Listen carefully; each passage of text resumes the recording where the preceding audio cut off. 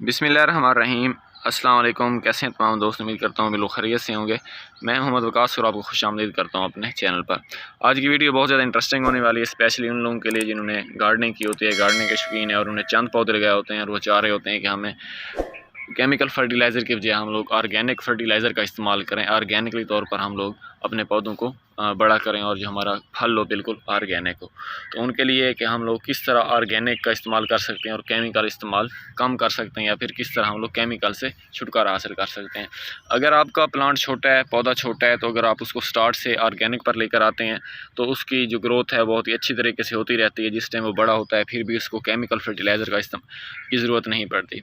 लेकिन अलबत्ता अब आपने पहले जो आपका पौधा होता है उसको आपने अगर केमिकल फर्टिलाइज़र का इस्तेमाल करते रहते हैं और फिर आप अचानक सोच रहे होते हैं कि अब मैं इसको ऑर्गेनिक पर शिफ्ट करूं, तो उसके लिए आपको मशवरा ये दूंगा कि उस टाइम आपने बिल्कुल एकदम से ही आपने केमिकल फर्टिलाइज़र को छुटकारा हासिल नहीं करना, बल्कि आहिस्ता आहिस्ता स्टेप वाइज आपने अपने पौधे को ऑर्गेनिक के तौर पर लेकर आना है।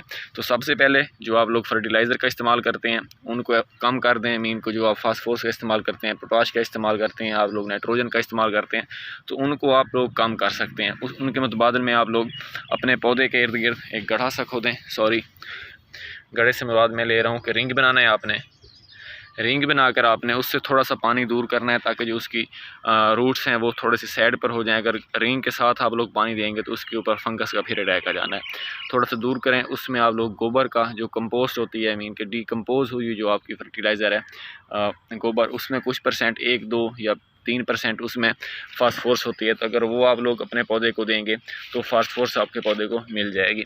अगर इसके साथ जैसे कि आप ये फल है, इसका साइज़ बड़ा नहीं बन रहा, अब आप लोग चाह रहे हैं कि इसको मैं क्या करूं कि इसका जो साइज़ अच्छा बने, मिठास भी इसमें आ जाए, तो मैं ऑर्गेनिकली तौर पर इसमें पोटाशियम का इस्तेमाल कैसे कर सकता हूं। तो उसके लिए जो बेहतरीन है सब्ज़ियात हो गई, जैसे कि हमारे पास फल है केले के अगर आप लोग छिलके को अपने पास रख लेते हैं, उसको कुछ देर के लिए किसी भी बर्तन में ढांप कर रख देते हैं, मीन के एयर टाइट कर देते हैं, उसमें जो हवा है नहीं गुजर सकती, और उसको आप लोग हिलाते रहते हैं, तो उससे क्या होगा कि जो आपका पौधा है, माजरत के साथ जो आपके वो छिलका है वो बिल्कुल सूख जाएगा, और जो पानी है वो लिक्विड है, वो अगर आप अपने पौधों को दे देते हैं तो उसमें आपके पौधे की जो पोटाशियम की ज़रूरियात है वो भी काफ़ी हद तक कम हो जाती है, अपने पौधे को मिलना शुरू हो जाती है।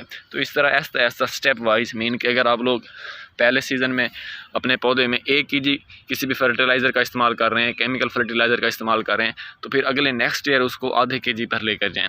उसके आगे फिर उसको आधे से भी आधे पर लेकर जाएँ। मीन के 2 से 3 साल के अरसे में आपने अपने पौधे को शिफ्ट करना है ऑर्गेनिक के ऊपर, अगर आपका पौधा जो पहले है मीन के केमिकल फर्टिलाइज़र के ऊपर डिपेंड कर रहा था। एकदम से आपने नहीं करना, पौधा आपका स्ट्रेस में चला जाएगा, पौधे की ग्रोथ बिल्कुल रुक जाएगी। क्योंकि किसी भी चीज़ से आप पौधे को हटाते हैं तो कोशिश करें कि उसको Aahista Aahista step by step उसको उस चीज़ से हटाकर दूसरी तरह उसको राग़िब किया जा सकता है। इस तरह आप लोग अपनी मिसाल ले सकते हैं कि अगर एक मरतबा आपको किसी भी चीज़ की आदत पड़ जाती है, तो अगर आप उसको बिल्कुल यकदम से ही छोड़ देंगे और दूसरी चीज़ अडॉप्ट कर लेंगे तो आपके लिए काफ़ी ज़्यादा टफ हो सकता है। जैसे कि आप खुद एक चीज़ को जब छोड़ना चाह रहे होते हैं तो उसको स्टेप वाइज लेकर चलते हैं, ऐसा ऐसा लेकर चलते हैं, फिर उसको छोड़ते हैं। तो इसी तरह प्लांट्स को भी आप अगर केमिकल फर्टिलाइज़र से ऑर्गेनिक तौर पर लेना चाह रहे हैं, या फिर ऑर्गेनिक से इनऑर्गेनिक तौर पर आना चाह रहे हैं, तो फिर आपने अपने प्लांट्स को स्टेप बाय स्टेप लेकर चलना है। यकदम अगर करेंगे तो फिर प्लांट्स के लिए अच्छा नहीं होगा, उसकी ग्रोथ का इशू बनेगा। अगर उसके ऊपर फल है तो हो सकता है उसके लिए भी इशू बने। अगर इस वीडियो से रिलेटेड आपका कोई भी सवाल है तो आप लोग लाजिम मुझसे पूछें। ये जो आप पौधा देख रहे हैं ये मेरा ग्राफ्टेड किया हुआ पौधा है।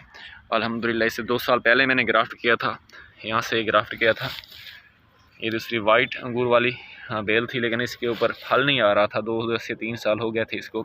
तो फिर मैंने इसको यहाँ से काट कर इसके ऊपर तजर्बाती तौर पर NARC ब्लैक की ग्राफ्ट की थी, देख सकते हैं आप लोग।